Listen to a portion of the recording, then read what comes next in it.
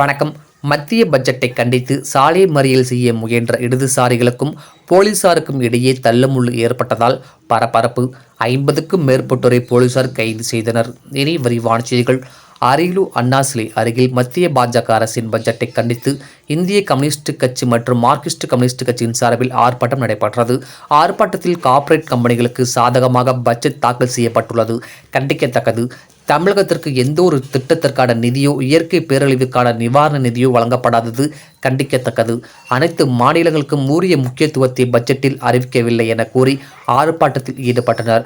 இதனையடுத்து ஊர்வலமாக வந்த கம்யூனிஸ்ட் கட்சியினரை சட்டமன்ற உறுப்பினர் அலுவலகம் அருகே கைது செய்ய போலீசார் முயற்சித்தனர். இதனால் கம்யூனிஸ்ட் கட்சியினருக்கும் போலீசாருக்கும் இடையே தள்ளுமுள்ளு ஏற்பட்டு பேரணியாக செல்ல அனுமதிக்க வேண்டும் என கூறி தரையில் அமர்ந்து ஆர்ப்பாட்டத்தில் ஈடுபட்டனர். இதனையடுத்து சிறிது தூரம் பேரணியாக செல்ல அனுமதித்த போலீசார் செந்துறை பிரிவு சாலை அருகே 15 பெண்கள் உள்ளிட்ட 50 பேரை போலீசார் கைது செய்து தனியார் மண்டபத்தில் சிறை வைத்தனர். டிஎன் செய்திகளுக்காக அரியலூர் மாவட்ட செய்தியாளர் SP ரவிச்சந்திரன்.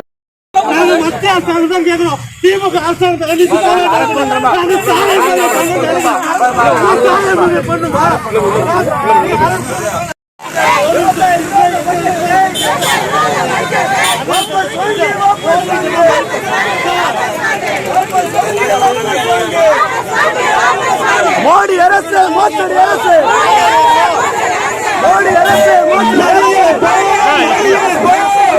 நாட்டுக்கு